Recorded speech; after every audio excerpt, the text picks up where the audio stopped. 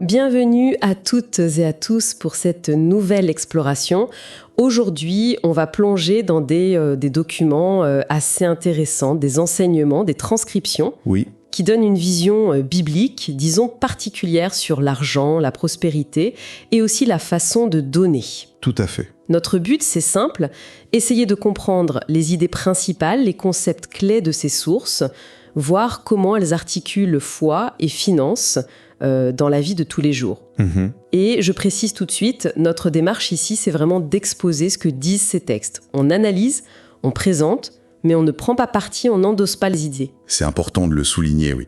Ce qu'on a là, ce sont des enseignements très basés sur la Bible, Ancien et Nouveau Testament. D'accord. Ils interprètent des passages, des paraboles, ils citent aussi des expériences personnelles pour appuyer leurs points. Et il faut le dire d'emblée, c'est une vision où la prospérité matérielle est très liée à des principes spirituels, à la foi en action, quoi. Alors justement, commençons par le début, l'argent. Comment ils en parlent ? C'est quoi pour eux ? Juste des euros ?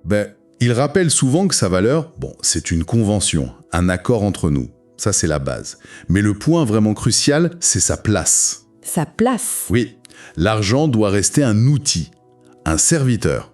Et jamais devenir le maître. Ah, la fameuse référence. Exactement. Matthieu 6, 24, presque systématique. Nul ne peut servir de maître. Dieu est Mammon, oui. Voilà.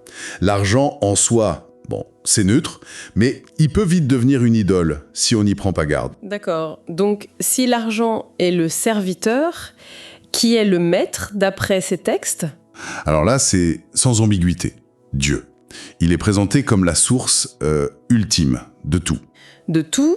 Oui, absolument tout. Y compris la richesse, mais aussi la capacité même de la créer.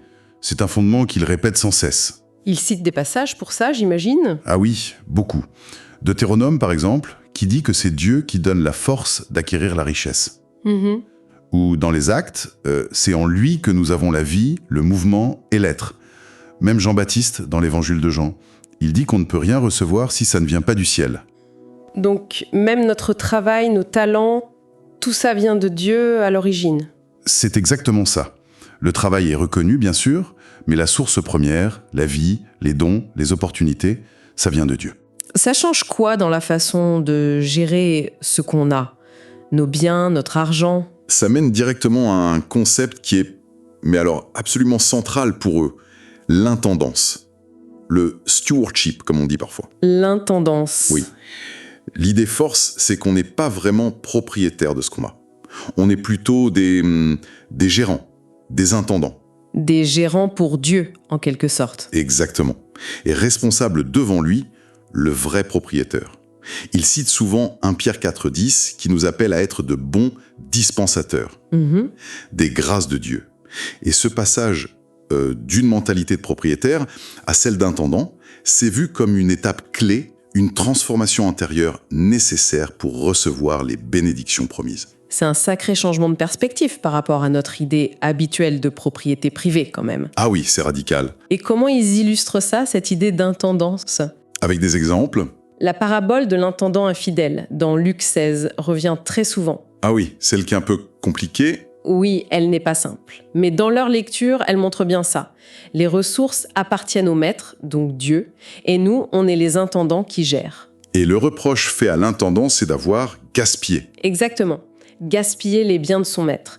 Ça souligne notre responsabilité dans la gestion. Voir l'argent, les biens, non pas comme mon argent, mais comme l'argent qui m'est confié, c'est fondamental pour eux. Restons sur ces concepts clés. Il y a aussi cette notion de malédiction de la loi et de rédemption. C'est un thème fort, non ? Très fort. Il remonte souvent à la Genèse, après la désobéissance d'Adam. La chute, oui.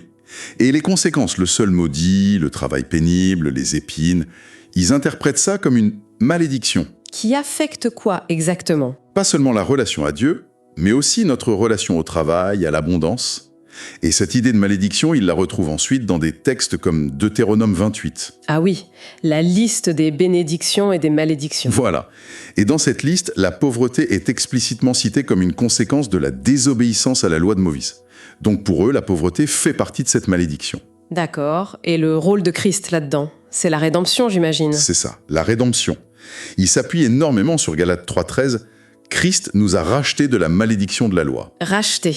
Et ce rachat, selon eux, couvre tous les domaines touchés par la malédiction. La mort spirituelle, la maladie, et aussi, et c'est crucial ici, la pauvreté. Christ aurait pris tout ça sur lui. C'est leur enseignement, oui. Ces 3 aspects de la malédiction. Ils utilisent souvent ce verset de 2 Corinthiens, il s'est fait pauvre pour que par sa pauvreté vous soyez enrichis. Oui, 2 Corinthiens 8.9. C'est une lecture très spécifique qu'ils en font. Comment ils justifient que ça parle de richesse matérielle, justement ? Parce que ça peut être interprété autrement. Leur raisonnement, c'est Christ, en tant que Dieu, ne pouvait pas devenir pauvre spirituellement. Sa richesse de départ était divine, infinie. Logique. Donc la pauvreté qu'il a prise sur lui devait être matérielle. Et peut-être aussi émotionnelle, sociale. Et c'est un échange en quelque sorte. Exactement. Un acte substitutif, un échange divin. Il prend notre malédiction, y compris la pauvreté, pour qu'on reçoive sa bénédiction. Et cette bénédiction, pour eux, inclut la prospérité, matérielle et spirituelle. C'est vu comme une restauration, un retour à l'abondance voulue par Dieu avant la chute. Ce qui nous amène à la Nouvelle Alliance. Dans l'Ancien Testament, on avait ce lien obéissance à la loi égale bénédiction matérielle. C'est clair dans Deutéronome 28. Mais après Christ, comment ça marche d'après eux ? Alors ça, c'est vraiment intéressant dans leur approche. Ils disent que la Nouvelle Alliance, en fait, accomplit la loi, mais la simplifie radicalement. Comment ça ? En citant Paul, dans Romains ou Galates, l'amour est l'accomplissement de la loi. Ah oui. Du coup, marcher dans l'amour, et ils le définissent de façon très pratique, souvent avec 1 Corinthiens 13, la patience, la bonté, ne pas chercher son intérêt, etc. Eh bien, ça devient la nouvelle condition. La condition pourquoi ? Pour activer les bénédictions promises, y compris ce qu'ils appellent la bénédiction d'Abraham, dans Galates 3. Et cette bénédiction d'Abraham, ça inclut quoi pour eux ? La faveur de Dieu, une descendance spirituelle, mais aussi, insiste-t-il, la prospérité matérielle.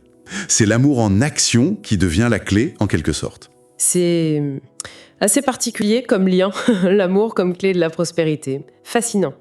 Un autre élément très très présent dans ces sources, c'est le pouvoir des mots, la confession. Ah ouais, absolument. C'est un pilier de leur enseignement pratique sur la foi.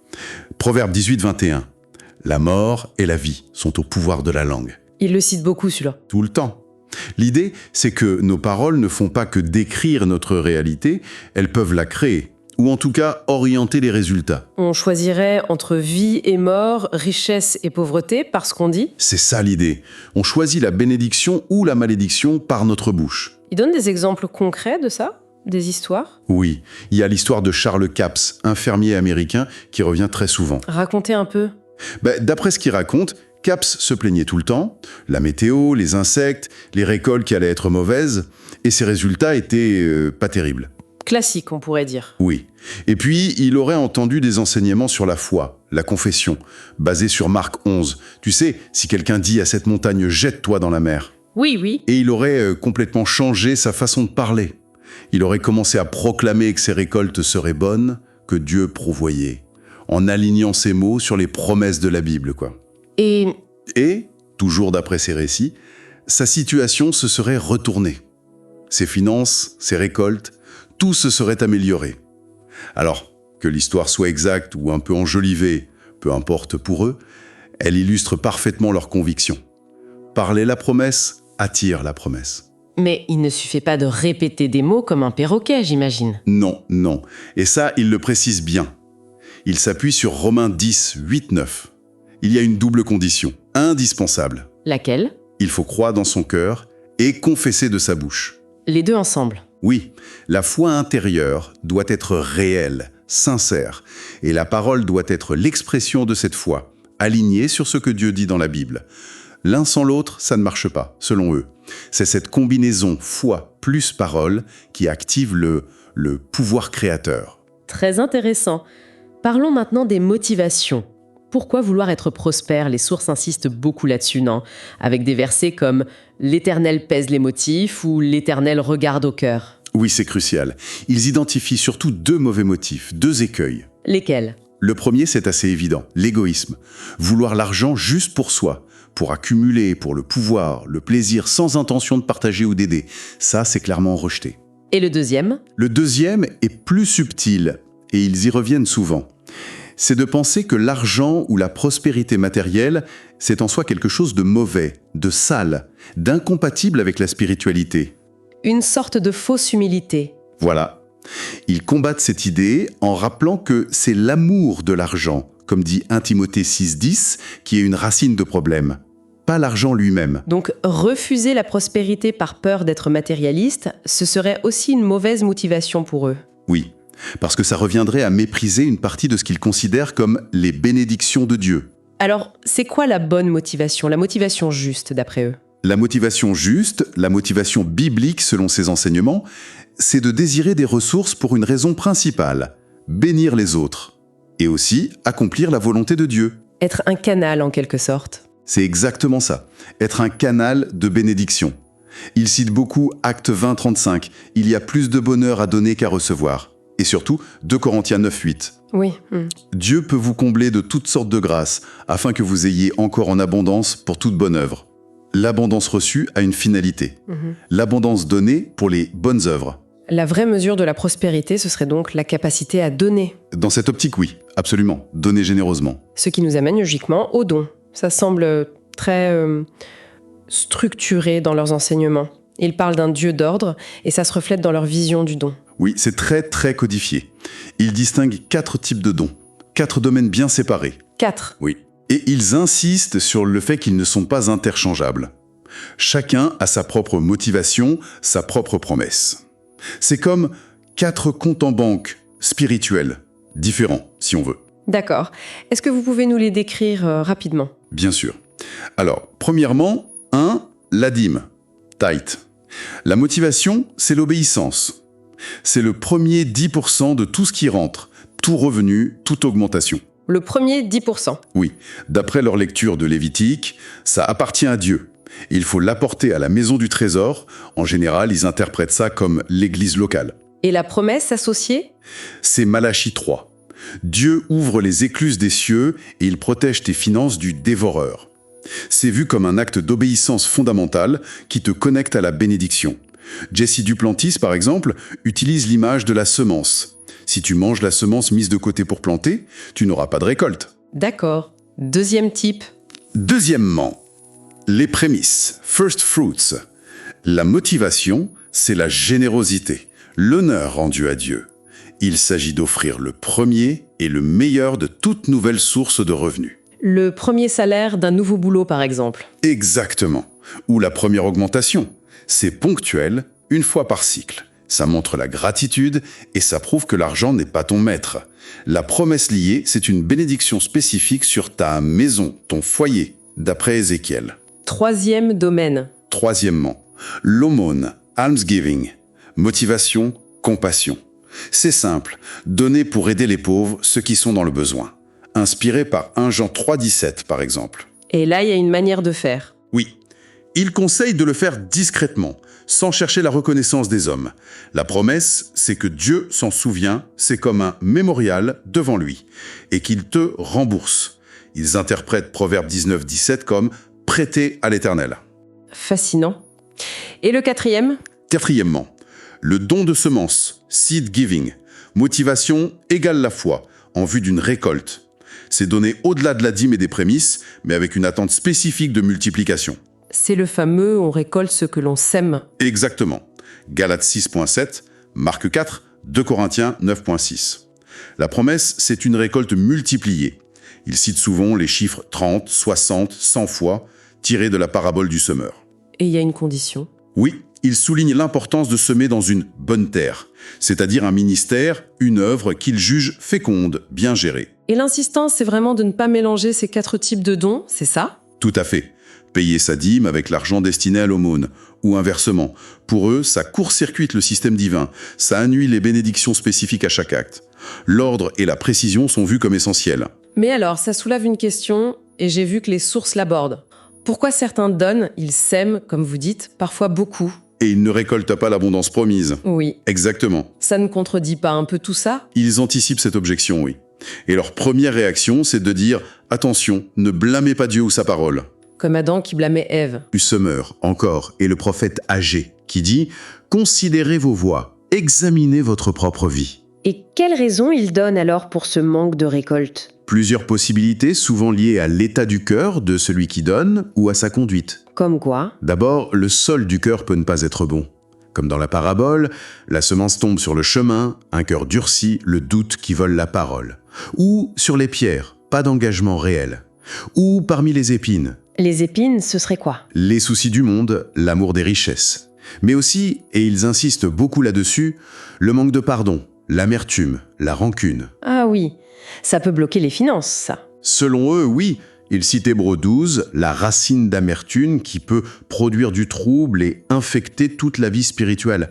Ça agit comme une mauvaise herbe, quoi. Ça étouffe la bonne semence, y compris la semence financière. Donc le pardon, la paix intérieure, ce serait essentiel pour un sol fertile? Absolument. L'accent est mis sur l'auto-examen. Qu'est-ce qui, dans ma vie, dans mon cœur, pourrait faire obstacle à la récolte promise ? Revenons un petit instant sur cette parabole de l'intendant infidèle, Luc 16. Vous disiez qu'elle était interprétée de manière particulière. Andrew Wommack, par exemple, il en tire d'autres leçons encore. Oui, Wommack va plus loin dans son analyse. Il s'arrête d'abord sur la réaction du maître. C'est surprenant qu'il loue l'intendant, non ? Oui, il loue sa prévoyance ou sa sagesse, alors qu'il a triché. Exactement. Et pour Wommack, ça montre que le maître, lui, avait un rapport très détaché à l'argent. Ce n'était qu'un outil pour lui. Sa confiance n'était pas dans ses biens. Non, probablement en Dieu ou dans sa propre capacité à recréer de la richesse. Il n'est pas aveuglé par la colère comme le serait quelqu'un dont le cœur est accroché à son argent. C'est une leçon sur le détachement déjà. Intéressant. Et l'application que Jésus fait ensuite au verset 9, « Faites-vous des amis avec les richesses injustes ?» Oui, pour qu'ils vous reçoivent dans les tabernacles éternels. L'interprétation de Wommack et d'autres, c'est utiliser vos ressources matérielles, qui sont temporaires, liées à ce siècle mauvais, d'où le terme est injuste, pour investir dans ce qui dure, l'éternel. Et l'éternel, ce sont les gens. Oui. Investir dans les gens, partager l'évangile, aider matériellement, spirituellement, soutenir des œuvres. C'est transformer le périssable en amis éternels. Un investissement pour l'éternité, en somme. C'est ça, un investissement à rendement éternel. Ce qui est donné pour le royaume de Dieu, dans cette optique, n'est jamais perdu. Il note aussi la remarque de Jésus parfois, les gens de ce siècle sont plus malins pour préparer leur avenir terrestre. Plus que les enfants de lumière pour leur avenir éternel. Oui. Ça fait réfléchir. Si on essaie de résumer le message central de ces enseignants, comme Wommack ou Kenneth Copeland, qu'on n'a pas cité mais qui est dans la même veine, l'argent, les biens, c'est un résultat, pas la source. C'est ça. Oui, exactement. C'est un point capital qu'il martèle. L'argent est un outil, une conséquence de la bénédiction de Dieu, mais ce n'est pas l'atout principal. Et c'est quoi l'atout principal alors? Le vrai asset, la vraie richesse, c'est la faveur de Dieu, sa bénédiction active dans ta vie. C'est ce que Deutéronome appelle la force d'acquérir ses richesses. Il donne des exemples de ça? Joseph en Égypte revient souvent, Genèse 39. Même esclave, nu, sans rien posséder. Il est dit qu'il était prospère. Pourquoi ? Parce que l'Éternel était avec lui. Voilà. Sa faveur divine attirait ensuite la réussite matérielle. Donc, la confiance doit rester en Dieu, la source qui ne change pas. Pas dans les biens matériels qui, eux, fluctuent, peuvent disparaître. C'est une perspective forte. Si on récapitule un peu les grandes lignes qu'on a vues dans ces sources, Dieu est la source de tout, on est des intendants. Oui. Il y a cette idée de rédemption qui inclurait la pauvreté. Les mots qu'on prononce ont un pouvoir énorme. Fondamental. Les motivations du cœur sont clés, surtout le désir de donner. Et le don lui-même est très structuré, 4 catégories à ne pas mélanger. C'est ça. Et finalement, le but de tout ça, de cette gestion, c'est d'avoir un impact éternel. C'est une excellente synthèse, oui. Ce qui ressort vraiment, c'est que la prospérité telle qu'il la voit n'est jamais une fin en soi. Ce n'est pas pour accumuler juste pour soi. C'est un moyen. Oui, un moyen donné par Dieu pour montrer sa générosité, pour être un canal vers les autres, pour financer ce qu'il considère comme l'avancement de l'Évangile, pour accomplir sa volonté. Ils insistent aussi sur la différence entre la semence et la récolte. La semence et la récolte. Oui, la semence, c'est ce qu'il faut planter. Ça demande parfois un sacrifice. Ça peut même sembler amer si on la mange au lieu de la planter. Mais la récolte, elle, est faite pour être appréciée, partagée. Elle est douce. Pour terminer notre discussion, peut-être une petite question pour laisser matière à réflexion, en écho à ces sources. Si on adoptait vraiment cette idée que nos ressources matérielles ne nous appartiennent pas vraiment, qu'elles sont juste des outils temporaires qui nous sont confiés, Oui. comment ça changerait notre rapport à l'argent au quotidien ? Notre façon de le gagner, de le dépenser, de le donner ? Quelle différence ça ferait de se voir non pas comme un propriétaire qui protège son petit trésor, mais comme un entendant, responsable d'investir au mieux ce qu'on lui a confié, pour un but plus grand ? C'est une excellente question de fond, effectivement. Voilà. De quoi réfléchir sur cette tension entre gérer le matériel, le temporel, et viser ce que ces textes appellent l'éternel.